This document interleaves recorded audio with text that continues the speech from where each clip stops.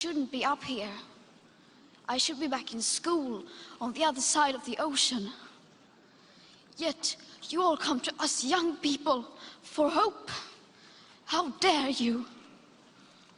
You have stolen my dreams and my childhood with your empty words, and yet I'm one of the lucky ones. People are suffering. People are dying. Entire ecosystems are collapsing. We are in the beginning of a mass extinction, and all you can talk about is money and fairy tales of eternal economic growth. How dare you? Plentiful cheap fuel with the rapid economic growth that went with it brought a comfortable lifestyle to millions of people. It enabled us to travel the world and to keep warm in winter. And it brought millions out of poverty. And it generated lots of well-paying jobs. Well, now we understand. We understand the cost of societal decisions that were made decades ago. And people are worried. A national poll that was released 3 days ago said that more than 3/4 of Canadians identify climate change and environment as key ballot box issues. So people do care. But many of them are having trouble seeing what they regard as acceptable solutions.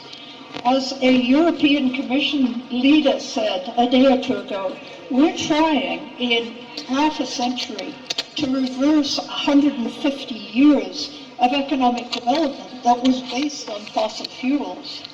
It is possible and it is desirable, but we shouldn't be surprised that it's complicated.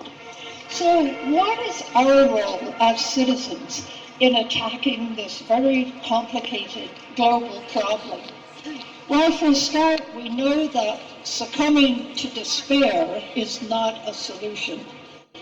Many years ago, I was talking to a government minister of environment about some environmental policies that we believe the government should be adopting.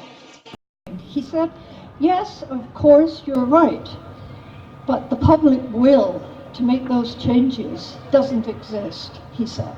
So it's your job as a citizens organization to create the public will that will make it possible to make those changes. Well, that daunting challenge has continued to haunt me over the years.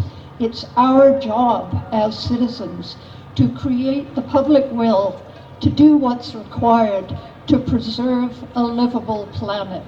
That's our job today. So you and I know what needs to happen here in Saskatchewan.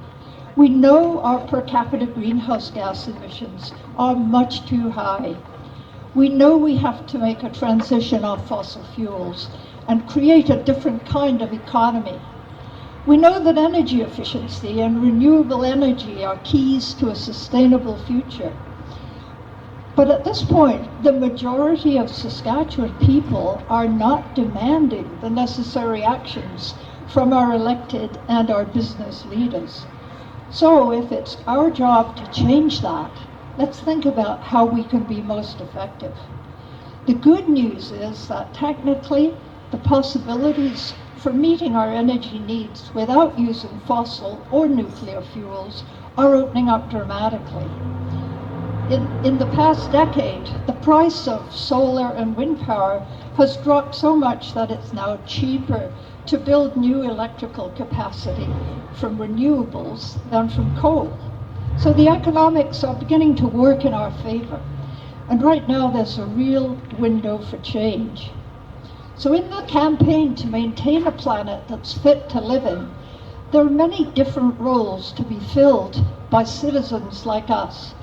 Some of us will focus on creating public understanding of the science and the need for good policy. In fact, of course, we all need to be able to explain to our friends and neighbors the urgency of the crisis and what's happening to our planet. And some of us will work within the political system and help shape those policies. Others will focus on the practical aspects of building more sustainable ways of meeting our energy needs. And yet others may concentrate on helping those fossil industry workers to make a transition to a new kind of livelihood. Some of us will have the talents to paint posters and paint signs, and I see all these wonderful signs today. Yeah. And some of us will sing songs to help keep our courage up. And all of us, I think, can provide support in all kinds of ways to those who are playing the more visible roles. And of course, each of us has a role to play in reviewing our own lifestyle choices. These are choices that not only contribute directly to reducing emissions, but that also help our friends and neighbors understand the changes that are needed. How can we each most effectively contribute to protecting the planet's future? And if we're going to succeed, it's not going to be by sinking into despair, but rather it'll be by knowing that the change is possible, that the change has started, and that we are the people who are not going to allow our home planet to be wrecked. This is the responsibility of our generation, yours and mine. So let's just get on with it. I should mention, to manage your expectations, so we've got a program here that lasts to roughly about 1 o'clock, and then we're going to be marching. We've got a route that we've established. We have to stick to that route, so I'll give you more details about the march that takes place, and then we'll be back here. I expect the march to be about 40 minutes. But our next speaker is a duo. We've got a duo from the Medical College. Sejal and Ben, are you here today? Can you please come forward?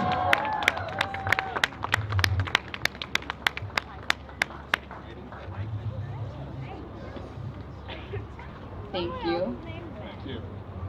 Hi, territory, homeland of the Métis and First Nations people. We would like to acknowledge and pay our respects to the ancestors of this place and the founders of this movement towards climate justice.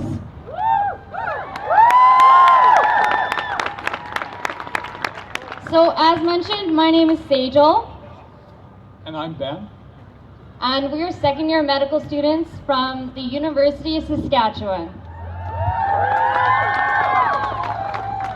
So we and our colleagues have founded a planetary health student group within the college because we believe that not enough is being done to address the climate crisis that we are in.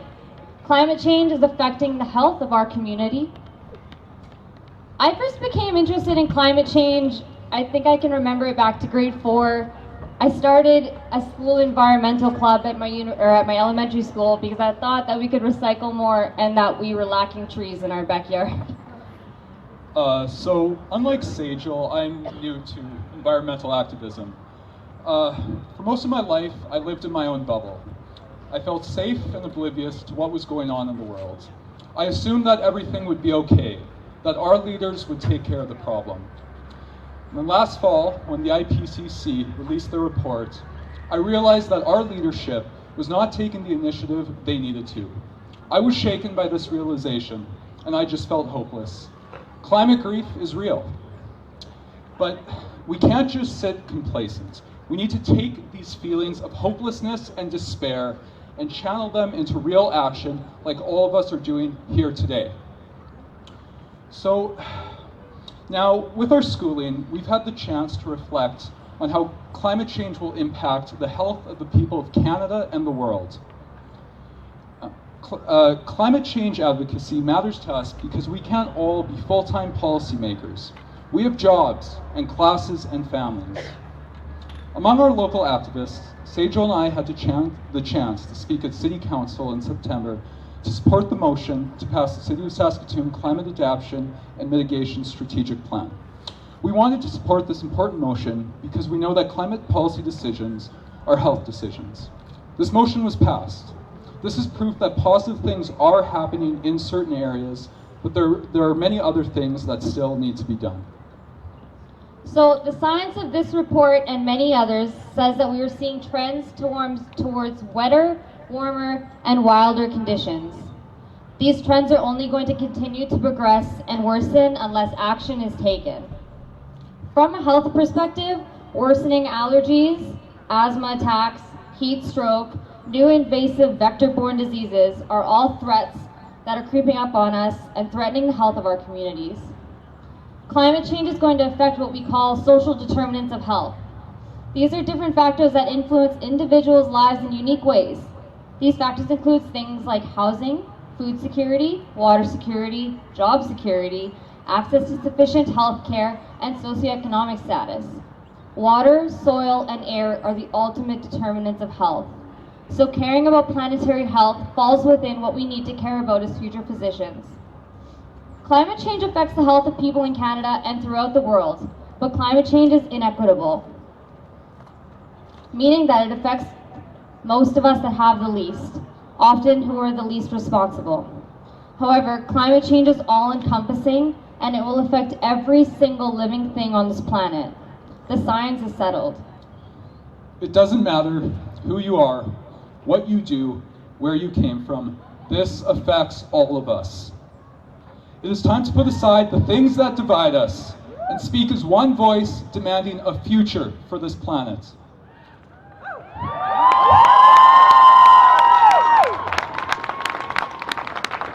The time has come for change. No longer should we accept fossil fuel companies promising to cease their pollution of our planet while they build new pipelines. No longer should we accept politicians' platitudes of addressing climate change while they give oil and gas companies tax breaks and subsidies. It's time we stand up for our planet.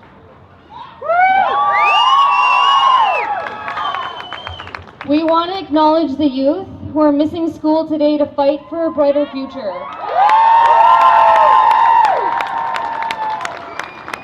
While you guys may inherit the earth tomorrow, you are acting as leaders today.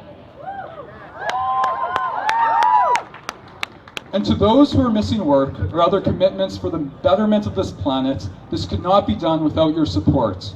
And to our community advocates and to our elders who have been fighting the good fight for years, you are our inspiration. Thank you all for your presence, leadership, and activism.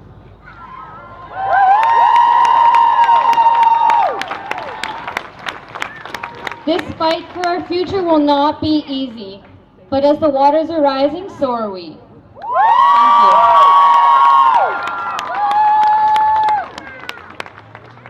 Thank you so much, Sejal and Ben. We appreciated those words. Now I need Catherine Green. Are you here, Catherine? Catherine is going to give us a little bit of a lesson on some of the chants we're going to be doing as we do our march later. So I'm going to turn over to Catherine and we're going to learn how to chant.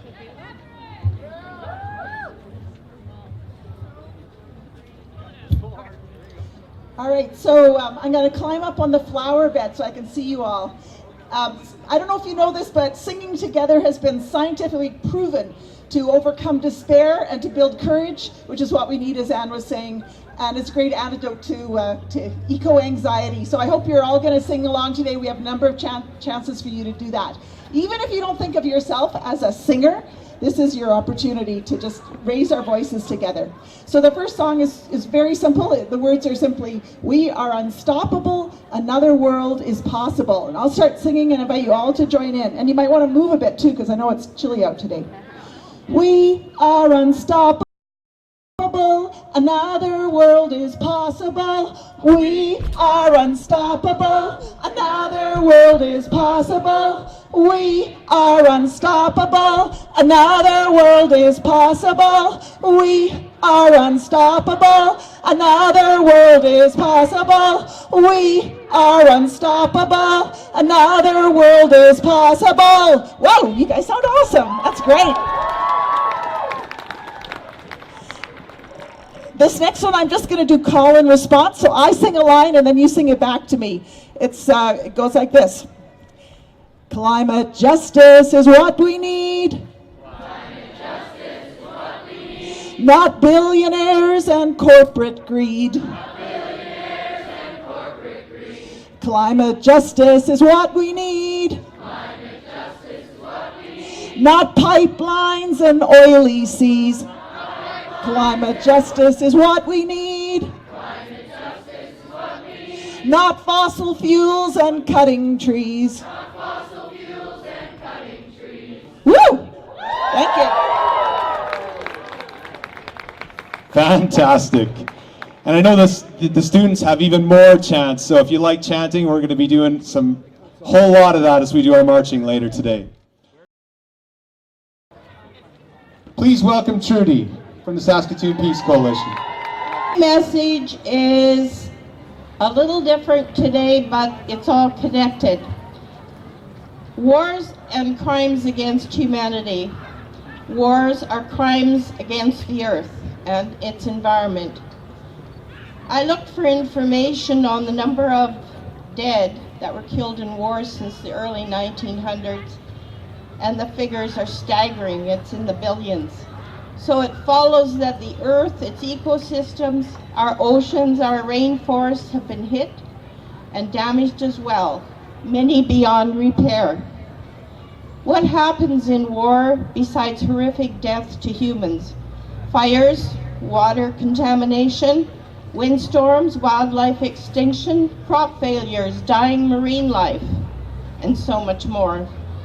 The chemical and toxic makeup of bombs leach chemicals into the soils and groundwater.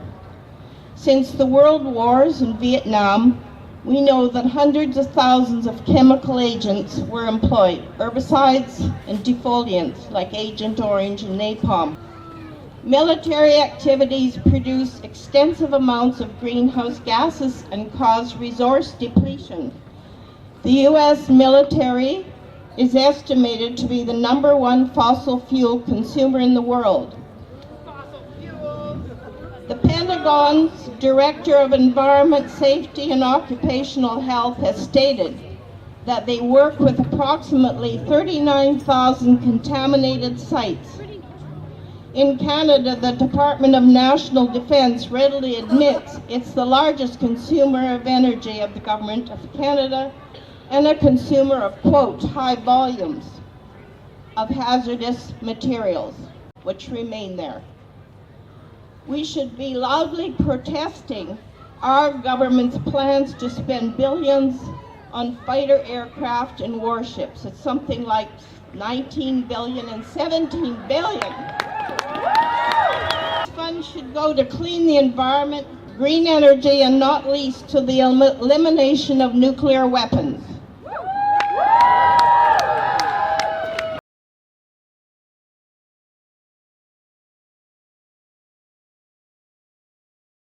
Had one of the biggest economic booms in its history.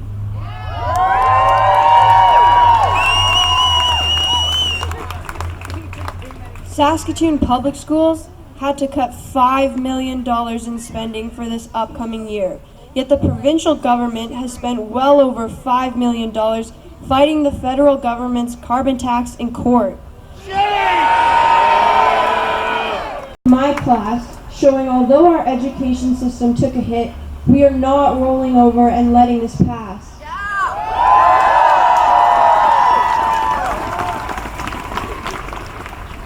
This needs to be changed, and this is something a youth climate committee can help address by giving youth in Saskatchewan a voice in the municipal and provincial governments. The Prairie Resilience Plan our provincial government has in place is said to be an alternative to the carbon tax and the federal government has put in place. And Saskatchewan has decided to stick to this until we know more from the Supreme Court. This plan has many positive ideas, although it falls short of the Paris Climate Agreement's call to reduce emissions. The Saskatchewan Environmental Society graded this plan, and the province's overall mark was 54%. We need to be doing more.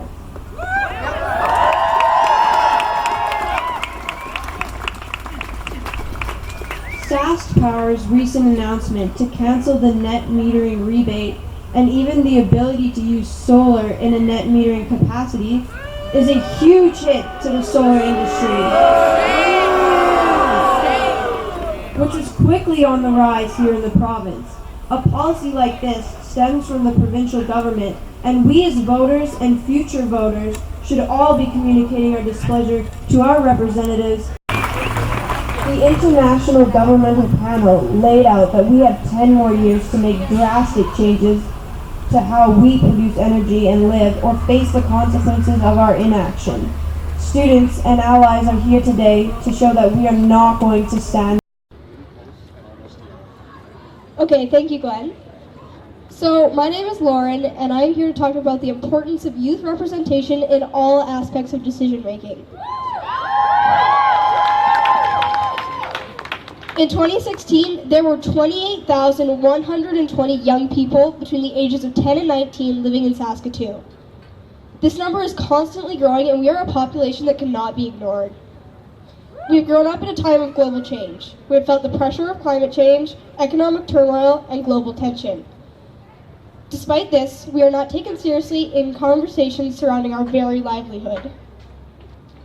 We've contributed the least to this mess and will suffer the most.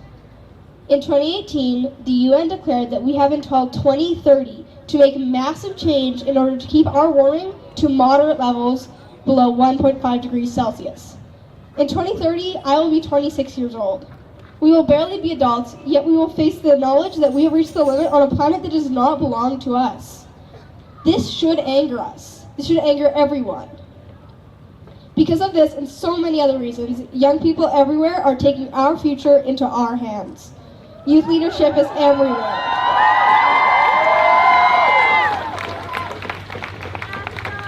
We are speaking up, contributing to the conversation, and taking charge of environmental issues we feel are not being taken seriously enough. One of the turning points in youth climate activism has, of course, been Greta Thunberg. She's been an inspiration for so many of us. Her movement has spread like wildfire. Today, she is nominated for a Nobel Peace Prize and has spoken to countless assemblies and parliaments. She's also been a beacon to those of us who are neurodiverse. She's an example of the power of individual activism and the limitless potential of youth. Just last week, we saw the power of youth when an estimated 4 million people took to the streets to make our voices heard on the issues that matter so much to us.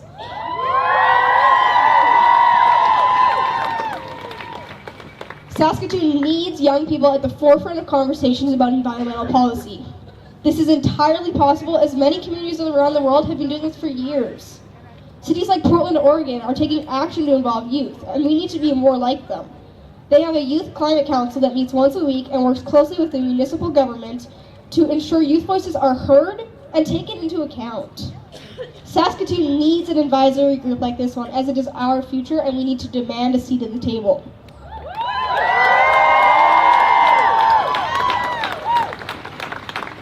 This committee would tackle issues like protecting the Northeast whale, promoting renewable energy legislature, and holding local businesses and administrations accountable for their actions. If you are interested in joining such a committee, please speak up, come talk to myself, or anyone else wearing a yellow armband. A Saskatoon Youth Climate Committee is the first step to having our voices heard. At the end of the day, our future is in danger and we cannot be silent. Thank you.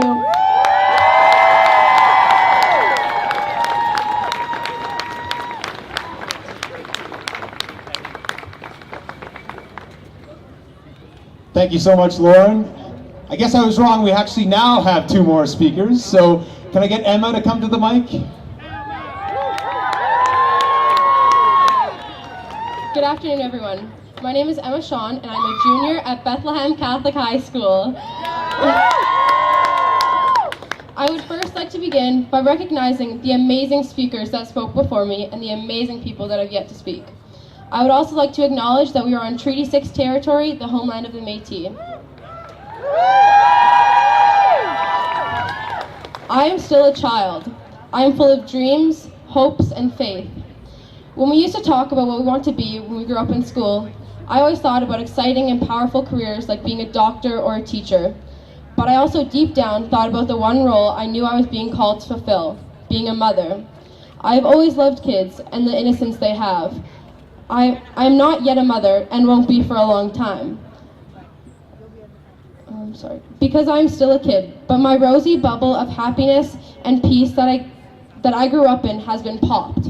I used to dream about the days where I would take my children and grandchildren to see the beauty of the natural world hidden behind the trees. But now that dream has vanished, for I fear it may not happen. I fear my child will not get to breathe clean air or swim in clean waters. I am scared for my future. I'm scared for what will happen if the adults in power do not start taking some ownership and leadership.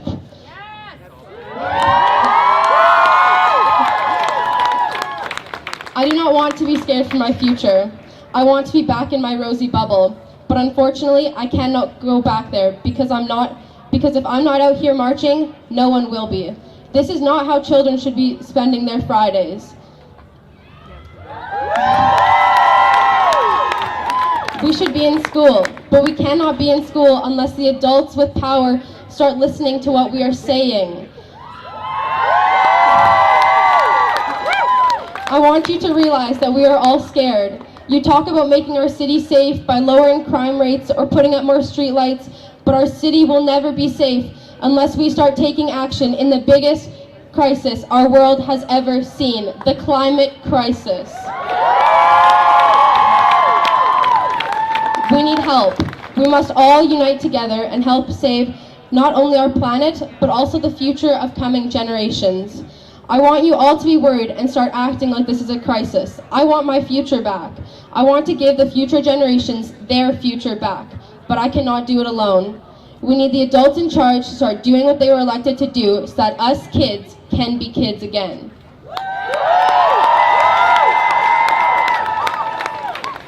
I would also like to quickly call upon teachers and the school boards.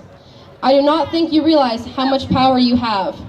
Outside of a child's parents, you teach kids what is right and what is wrong. They look up to you and your ideas. All students, regardless of age, are influenced by their teachers. Teachers and the school board need to stop with the lack of support for students trying to fight for their future. You are helping mold us into good people to be released into the world. But if we don't have the support and are punished for fighting for our futures, all the work in teaching us how to be better people will have been wasted. There will be no world to release us into.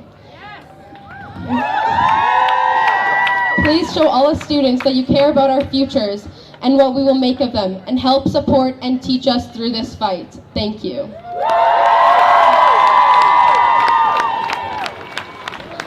On the prairies, whether we realize it or not, already increased by 2 degrees centigrade.